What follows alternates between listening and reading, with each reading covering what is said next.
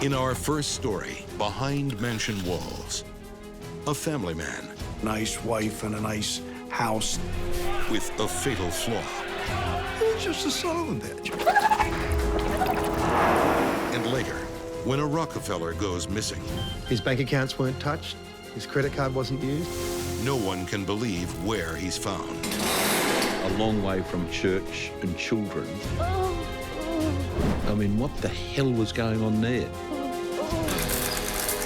I'm Christopher Mason. Money may grant prestige, but it doesn't change who you truly are. Your secrets won't vanish, your flaws won't fly away, and it's no easier to tame your hidden desires.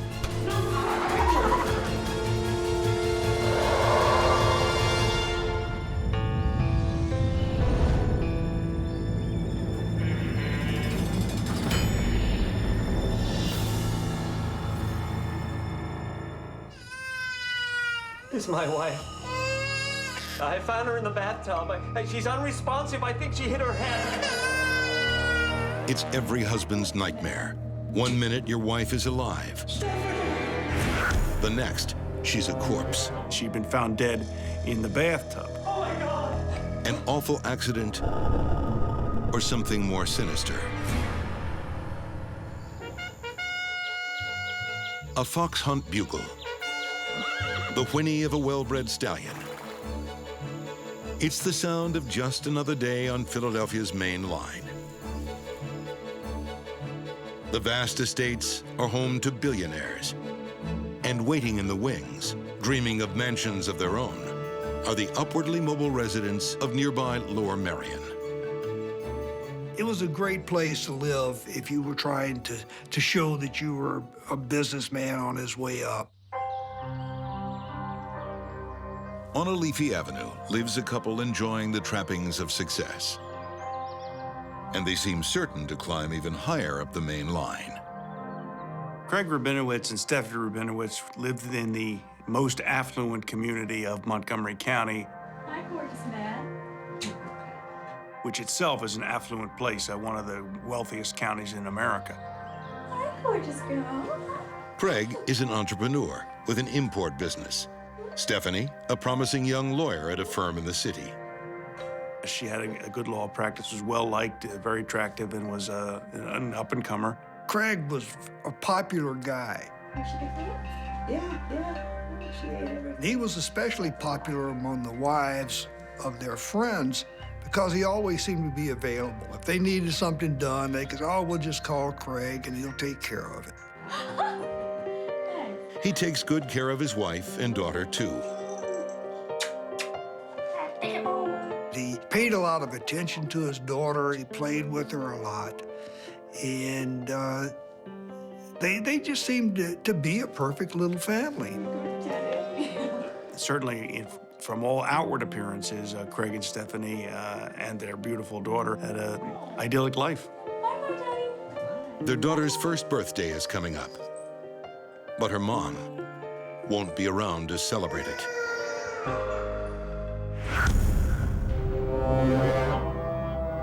This is my wife. I found her in the bathtub. She's unresponsive. I think she hit her head. Craig Rabinowitz called the 911 center and said that his wife was unresponsive in the bathtub. Stephanie is rushed to the hospital in the early hours of April 30th, 1997. But there's nothing doctors can do. The young mother is dead.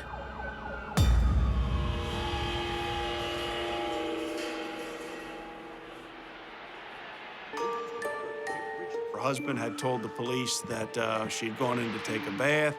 He was watching the hockey game, fell asleep, noticed his wife wasn't there in bed with him. Stephanie? Went to investigate. Stephanie? Stephanie! Oh my God! And found her dead in the bathtub. He said, well, you know, I heard a thump and she must have fallen and hit her head and then drowned.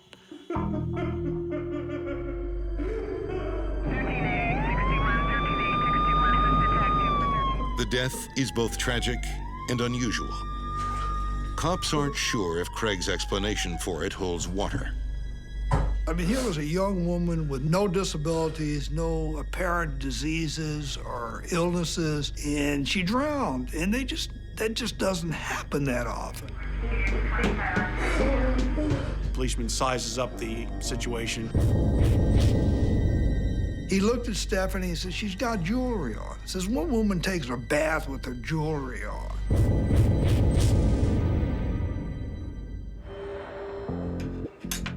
A good question. So medical examiner Dr. Ian Hood is called in to investigate. The emergency room physician who had handled her case was curious, just for the same reason everybody else was. Why does a previously healthy 29-year-old woman suddenly die in a bathtub? It doesn't take Dr. Hood long to find his answer. As soon as I saw her body, it was obvious that she had been strangled. The autopsy just confirmed that there were deep bruises in the neck consistent with strangulation and no other reason for her to be dead.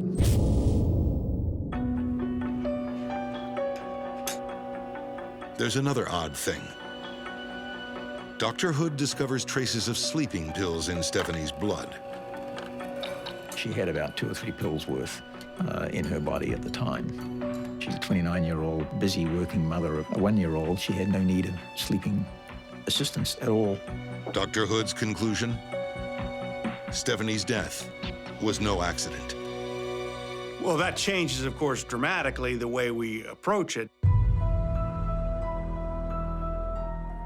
When the police started looking for a suspect, they looked around and said, there were only 3 people in this house. One of them's dead and the other's a baby, and who does that leave? Craig is brought in for questioning. Friends and family are outraged.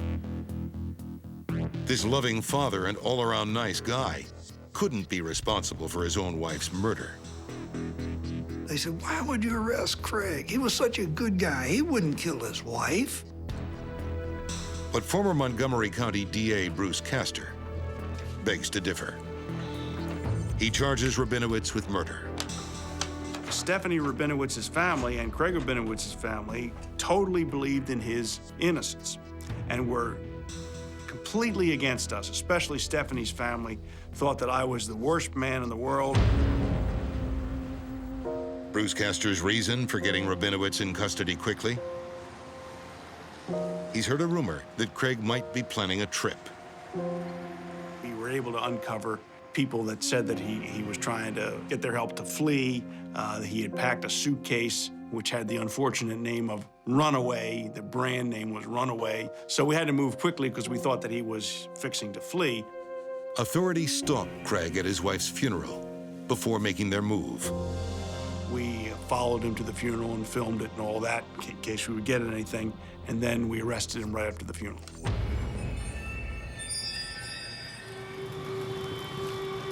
Craig's supporters say he had no motive.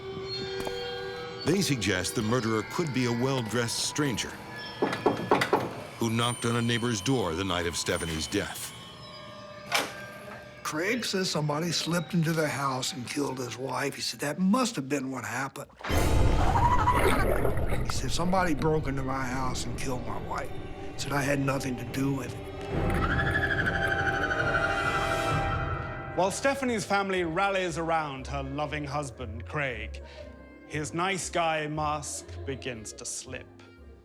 Before Stephanie is even buried, Craig takes her cherished engagement ring to the pawn shop.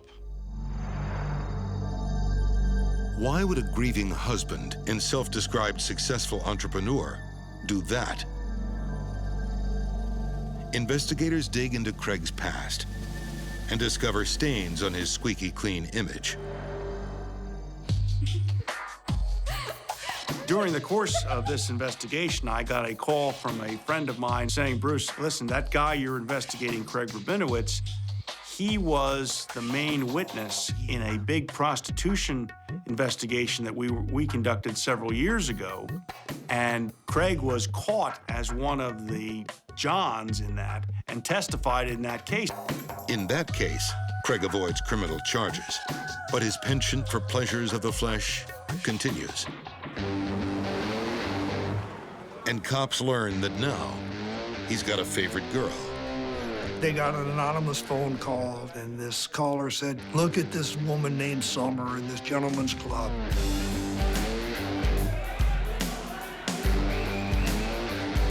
And look, they did. But no one realizes exactly how favored Summer is until new evidence emerges at the crime scene.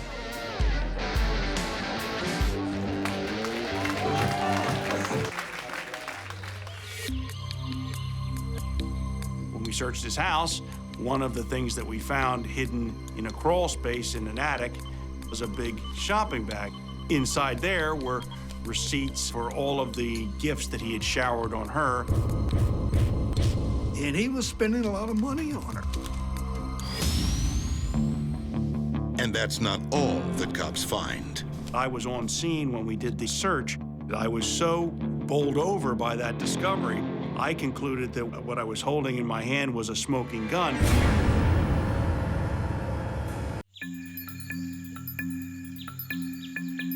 It's spring in Philadelphia. Hey.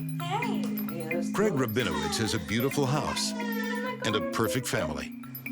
I have to go. But he can't stop dreaming of summer.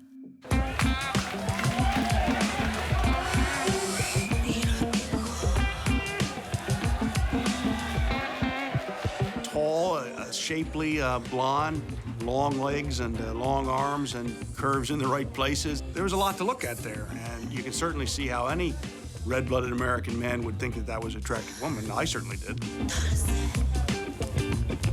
Craig's wife has no idea that instead of checking in at the office, her husband is spending his days with a stripper.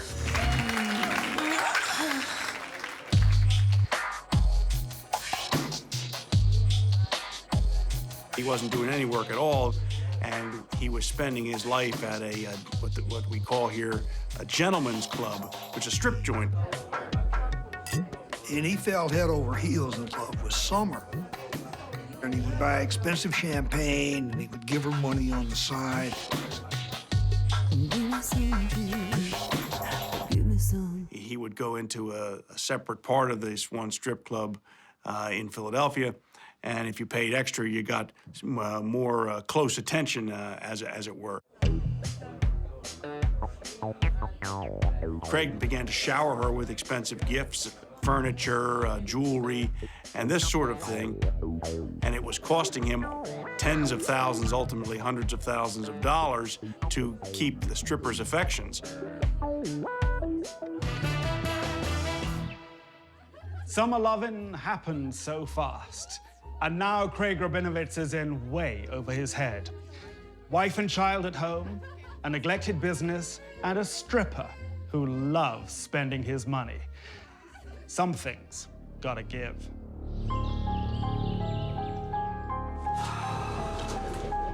Craig was getting deeper into debt. And he was getting worried about this. And he didn't know exactly how to get himself out of this hole he dug. At first, Craig tries to get his friends to bail him out by investing in his so-called lucrative import business.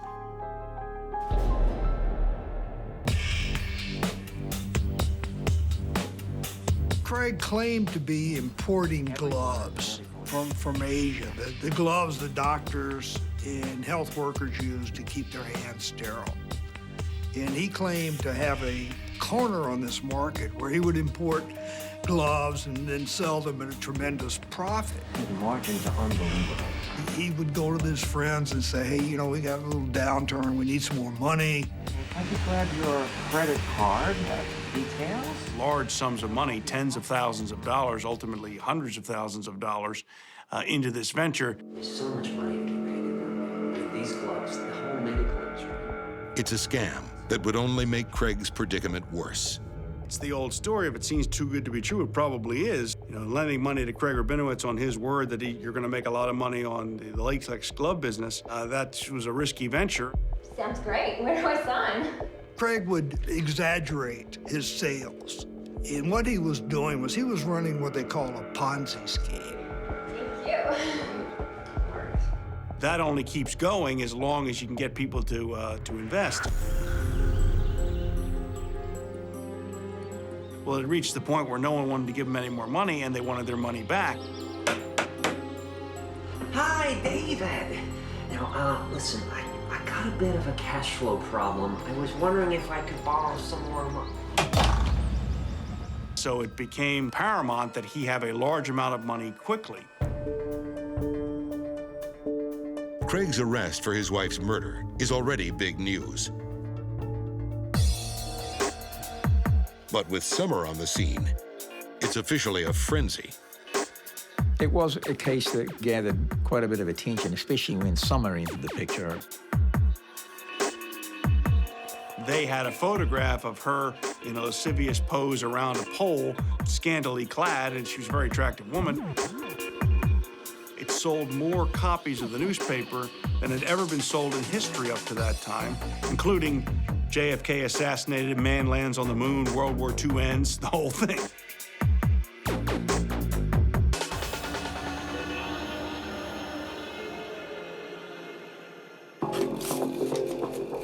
Meanwhile, forensic accountants have deciphered the contents of Craig's bag of secrets, including a revealing ledger. It was a list of all of the people that he owed money to and all of the money he would get in the event of Stephanie's death, including life insurance, proceeds on the sale of the car, joint bank accounts, and all of this other stuff. It was a roadmap for how he was going to clear his debts if he killed Stephanie and how much money he'd have left over. At the heart of Craig's get-rich-quick scheme is his wife's life insurance policy. Finalized just 3 weeks before she died and worth up to $2 million. Craig finally came to the idea that, you know, what I can do is I can buy a big insurance policy on Stephanie and kill her and collect the policy. And that was going to be his ticket to freedom. Craig Rabinowitz is put on trial. Prosecutors believe they have a motive for murder and are confident of a conviction. I wanted to go into court and really beat him badly because I wanted him to feel the wrath of the government coming down upon him for what he did. Prosecutors never get that chance, thanks to an extraordinary story from beyond the grave. Craig had been protesting his innocence all this time until the day the trial was supposed to start. Jury comes in, the courtroom is packed, there's media everywhere. When the defense attorney came over and said, this is going to be a short hearing. And I go, what do you mean? We're all ready to go. But Craig has an announcement. He said, I had a dream last night. And Stephanie and I and her father, who was also dead, were sitting around a table. And Stephanie grabbed his hand and said, Craig, it's time to do the right thing. you have to tell them what happened. You have to tell them what happened. You know it's the right thing to do. I murdered my wife. The courtroom is in shock. Rabinowitz blames the murder on a moral disconnect that left him unable to tell right from wrong. He said, I thought it was going to be better all the way around. I thought it was going to be good for our child. I thought it was going to help me with my debts. And he said, I'm very sorry, but that's what happened. It's all nonsense. I mean, he had planned to kill her for months because that's why he took out the big life insurance policy and all that. Rabinowitz's confession shocks even those closest to him.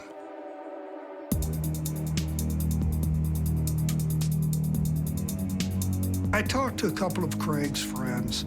They wanted to remain anonymous, so I didn't name them, but they were truly shocked about what had happened and that Craig had done it. And to the end, they kept saying, no, Craig didn't do it. there's some kind of mistake. The police have screwed this up. And when Craig pleaded guilty, they said, oh, man. I said, I just can't believe he did that.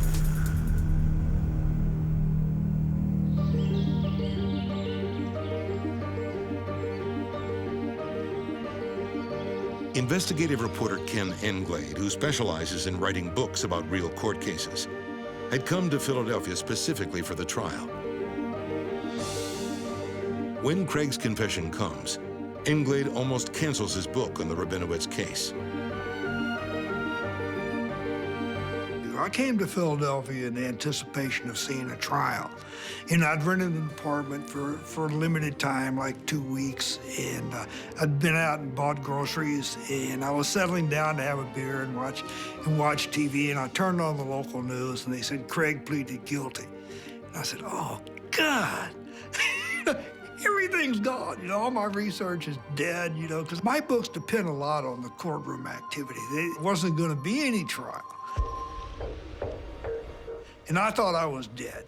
And so I went to the district attorney and I said, look, I came here to do a book on this. And I said, I'd really like to do it. Will you guys help me? And the district attorney, Bruce Castor, was very gracious, and his top assistant and the investigators were really good. I mean, they were very cooperative. The local police or the investigators in this bent over backwards to help. And they gave me access that I'd never had in any of my other books. They didn't have a fight one night and he killed her. It was very methodically done. It was very well planned. And it was brutal. I would guess that she did fall asleep fairly heavily. He picked her up and put her in the bath. But at that point, she began to struggle. He had to finish her off and hold her down. She had typical fingertip-type deep bruising in the neck. It takes a long time, minimum of 4 minutes of constant pressure to stop the blood flow to the brain before someone will die.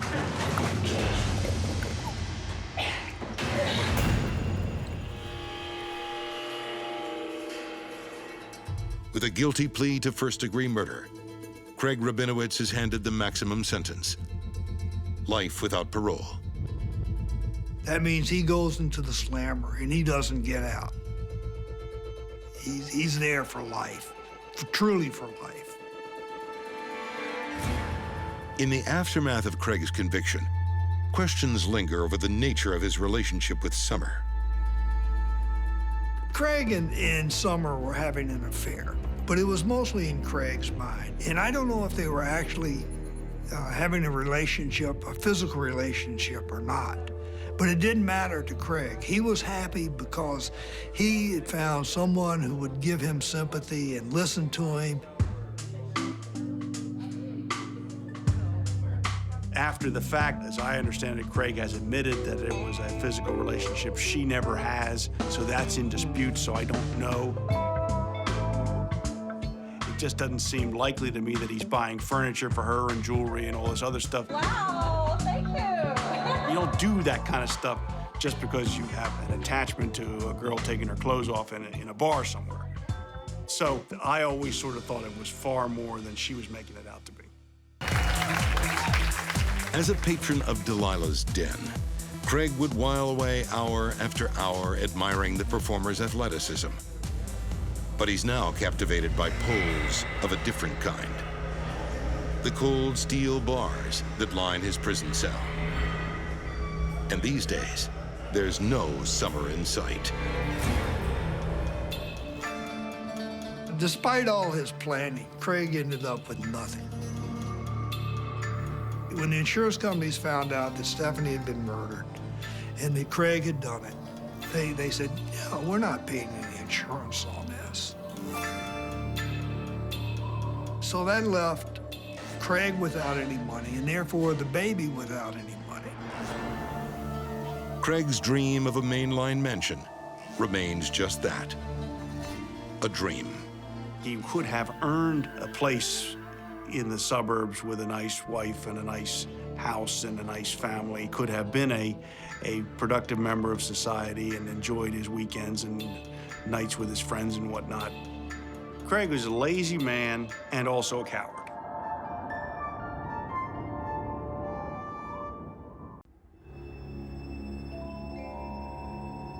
He wasn't there to dally. I mean, they weren't listening to music.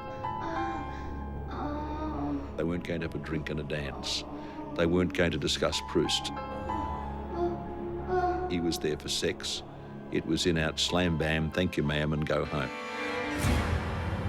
January 21st, 2010. Melbourne, Australia is a city on the brink. In a few short hours, a mystery will rock it to the core. But for now, it's a normal afternoon. Commuters board trains and buses. Rush hour traffic streams to the suburbs. And at sunset, multi-millionaire Herman Rockefeller returns from a routine business trip. He went there to look at developing some shopping centre that he'd owned. Rockefeller checks in with his wife and teenage daughter. Those text messages were full of joy and positive outlook because his daughter had just been accepted into a medical degree at a local university. But after those texts, eerie silence. Rockefeller vanishes. He came home and got off his plane and disappeared. His bank accounts weren't touched. His credit card wasn't used. He just simply disappeared off the planet. When a poor man goes missing, it barely raises an eyebrow, much less a headline. But if you're rumored to be worth 400 million, it's hold the front page, stop the presses, and prepare for the storm. It just went completely wild. It was one of the most sensational stories that Melbourne had seen for so long. There was the mix, the Rockefeller name, the mild-mannered man, the family who had no clue. His wife immediately rang the police. My husband is missing. Because she knew, in her words, that Herman was the type of man that didn't even stop for a drink on the way home. I've called my kids, his business partner, and nobody's heard from him, and we don't know what's happened to him. He wasn't the sort of person that took off for days on his own or disappeared for nights or whatever. He came home. But not tonight. And no one can figure out why.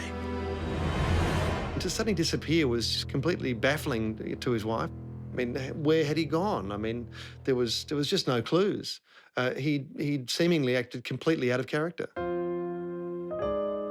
Since the great John D. built a $600 billion dynasty, Rockefeller is a name that's reeked of riches.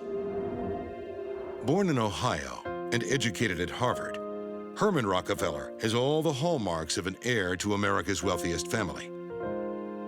But is he? When Herman Rockefeller went missing, that was the question that everyone wanted to know, was he related to the American billionaire dynasty? Family had come to Australia in the late 60s. They had the famous Rockefeller name. But his wife made it very clear on local radio that although Herman was American as well by birth, that their family were no relation to the American Rockefellers.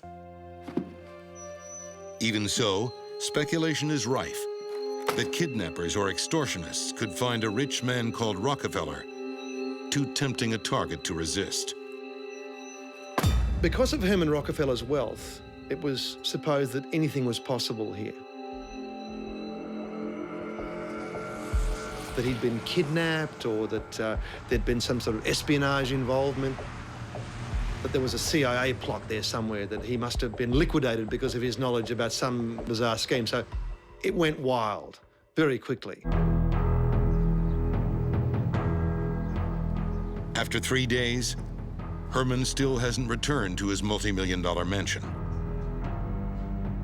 The family and the police decided to do a press conference to the media in the hope that somebody knew something about where he had gone. No confirmed sightings of Rockefeller are reported. But a tip leads police to a country road 50 miles from the airport. Well, the press conference was very successful because it led to the discovery of Herman Rockefeller's car. So when this little blue Prius turns up in this country lane, it was big news. The car has been abandoned. Its discovery only deepens the mystery of Rockefeller's disappearance. This led to a whole new frenzy of speculation about what could have possibly happened. Across the nation, everyone's asking questions. If it's a suicide, where's the body? If it's a kidnapping, where's the ransom note? Then, a search of Herman's office brings a revelation. Our missing man was running 5 cell phones, and his wife only knew about 1. Whenever police see something like that, they know it equals only one thing: secret life.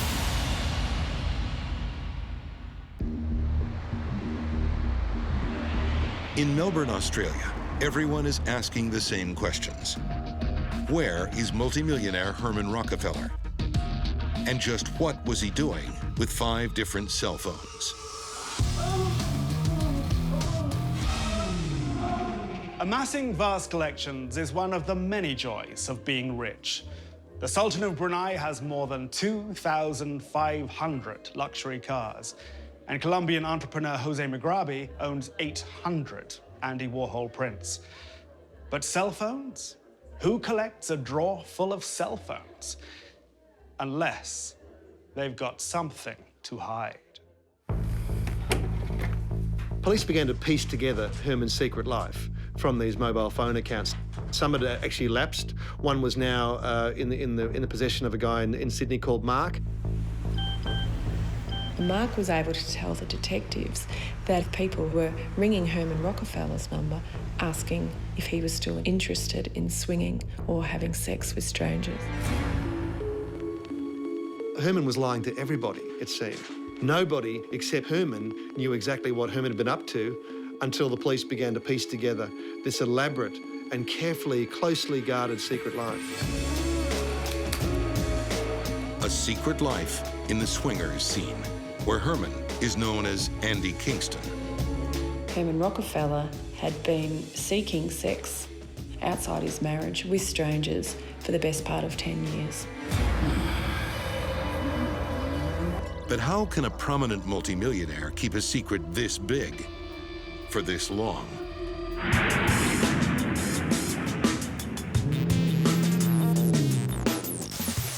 If you're wealthy, money buys you privacy, and it also buys you time. As a wealthy businessman, Herman Rockefeller travelled a lot, so he had access to time on his own, and he travelled with his laptop. That's all he really needed with his phones to have a secret sexual life. Just how far his activities went, we'll probably never know. And we may never know exactly how many people met Herman and what happened, because they aren't going to step forward and expose themselves as being involved in this somewhat seedy scene. Now, cops are worried that Herman's life might be on the line. In his car, a chilling clue. That newspaper had on it a handwritten address that was in Hadfield, which is near the airport. That same address is also found on his in-car GPS. Once the address was found, the police had a possible location of where Herman Rockefeller may have gone to after leaving the airport. They didn't know why he went there, so the house was put under surveillance. Worlds apart from the leafy suburb Rockefeller calls home is this neglected house in Hadfield, Victoria. Police wonder what could possibly have lured him here. A long way from home and church and children. I mean, what the hell was going on there? Inside are Bernadette Denny, an alcoholic mother of 2, and her lover, 57-year-old Mario Schembri.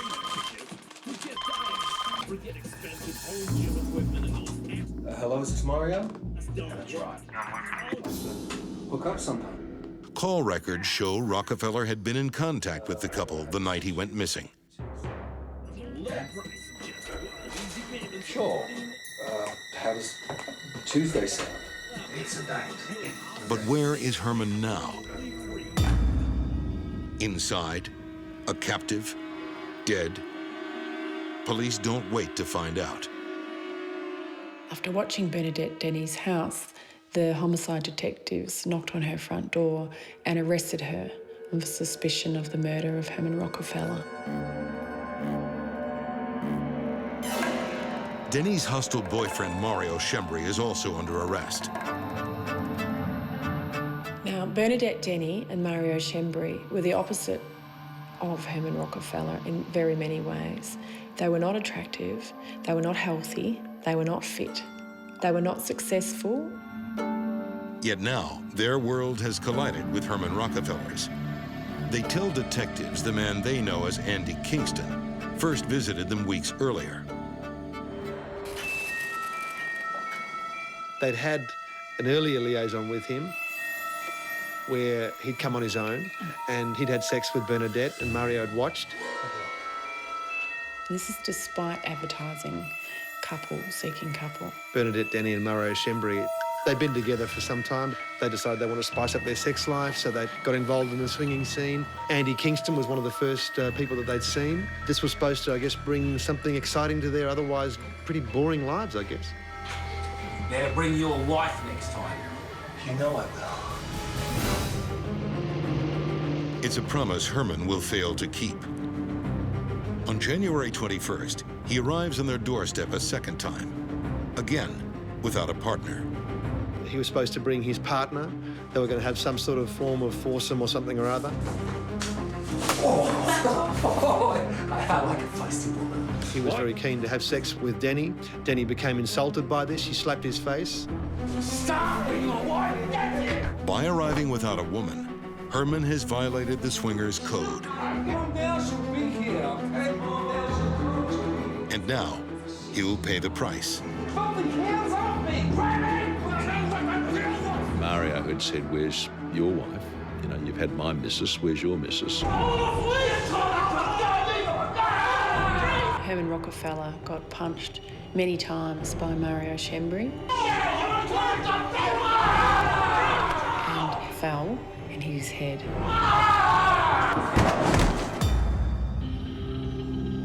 Herman Rockefeller's body was lying on the floor. The couple didn't know what to do, but they just panicked. Instead of taking Rockefeller to a hospital, Schembri and Denny decide to dump his body. It's a choice they will regret for the rest of their lives. Did you hear that? It's nothing, all right? It's Yeah, nothing. well, I think it's him. It's him. Oh, it's nothing. Look, just trust me, okay? I know what I'm doing. And what they do next will be even worse. Bernadette told the police that she vomited when she went out to the garage and she couldn't face up to what was happening.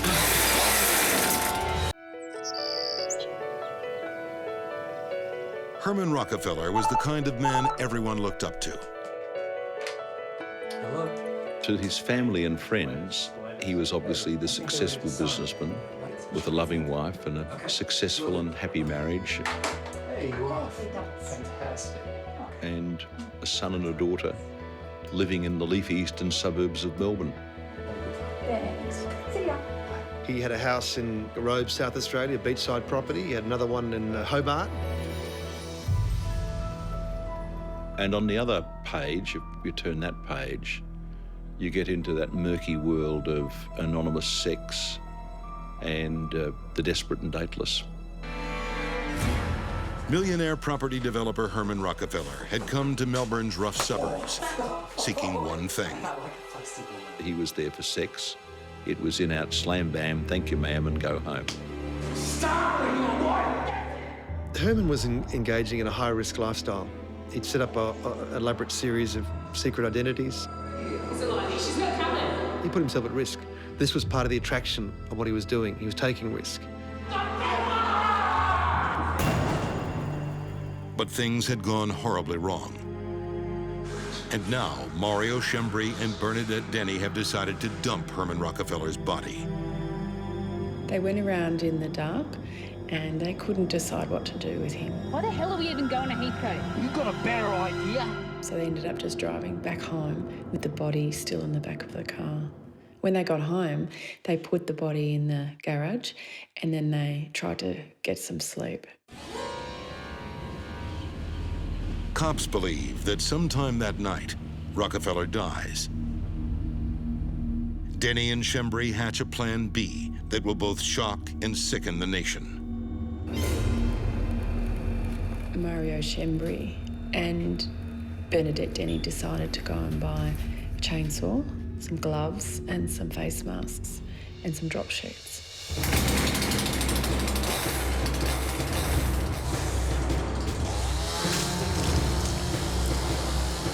Bernadette told the police that she vomited when she went out to the garage and she couldn't face up to what was happening when the body was being dismembered.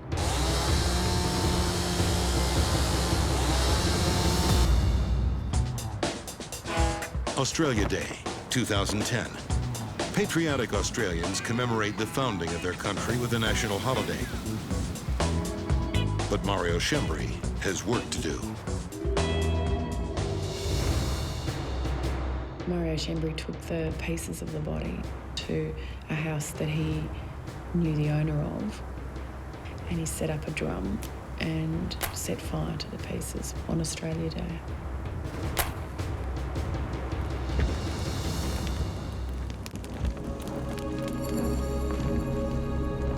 And in fact, he burnt so much there that the fire got so bad the fire brigade was called. The burning made an awful smell and there was thick black smoke coming out of the backyard for 2 days. And so the neighbours complained to the local fire brigade and they came around to see a man tending a fire in the backyard. So the fire engine arrived with 2 firefighters in it who got out and told Mario Schembri to put whatever he was burning out because it was a total fireban day. So Mario Schembri went and got the hose and put the fire out in front of the firefighters. The firefighters got back in their truck and drove off, little knowing that Mario Schembri was burning a body. As families are enjoying their barbecues, he burns Herman Rockefeller in a 44-gallon drum. As the smoke rises, Denny and Schembri think they've disposed of Andy Kingston, the swinger, until they turn on the television. Herman Rockefeller was last seen at Melbourne Airport. Like the rest of Melbourne and Australia, they watched the media and saw news broadcasts of Herman Rockefeller's face. It was then that they realised that the man they knew as Andy Kingston was the missing multimillionaire. This wasn't some Mr. Anonymous. This was a rich and powerful person. But there's no going back now. He'd already been chopped up and burned. And they were already stuck with the consequences of their actions. It was late yesterday when homicide detectives got their break. A week after Rockefeller disappears, Denny and Schembri admit to involvement in his death. They later lead police to the yard where he was crudely cremated. All the implements of the disposal of the body were found in pieces near the site of the burning. What they also found were some plastic bags inside other plastic bags which contained some charred matter in them. Eventually they got enough of an intact tooth and a bit of the jawbone to determine that it was Herman Rockefeller. For years, he'd flitted between 2 very different worlds. But this time, Herman would not return from his nocturnal escapades. The Rockefeller family is devastated, torn between grief for the man they loved and disbelief over the sordid swinger they never knew. I'm sure they had no idea of the secret life of their fathers, and they'd probably be stunned and amazed to find out what was going on outside the family front door. Not all of Rockefeller's liaisons were with members of the swingers scene. As part of the investigation, the footage from the media conference was replayed and it caught the interest of one woman in Melbourne. Now, she was Herman Rockefeller's girlfriend in the early 80s And she came forward and told the police that although she and Herman Rockefeller had broken up then, they'd actually kept on seeing each other for 27 years. Once the police found that out, the Herman Rockefeller that they were looking for had become a very different sort of creature.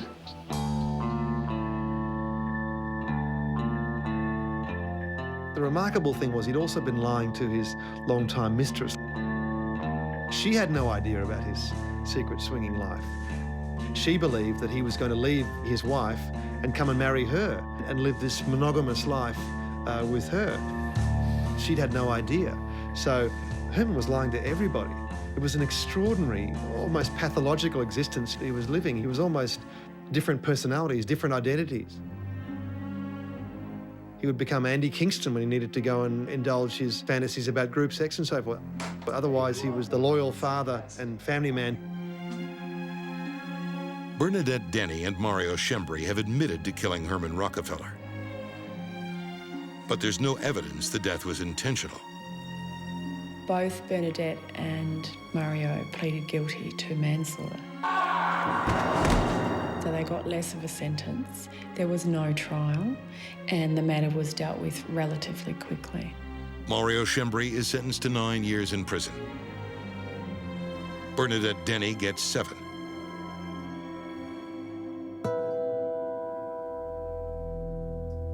The Rockefeller family has never spoken about Herman's other life. The hidden desires that drove him remain a mystery. We'll never really know what brought Herman Rockefeller into contact with Bernadette Denny and Mario Schembri. It's locked away in his head. And Schembri himself couldn't understand it. When he actually discovered that it was Herman Rockefeller, not Andy Kingston, he said, well, bugger me. I mean, here's this guy, he's worth millions. He could go and get any hooker in town, but he chooses us. He couldn't work it out, so I think it's very difficult for us as well.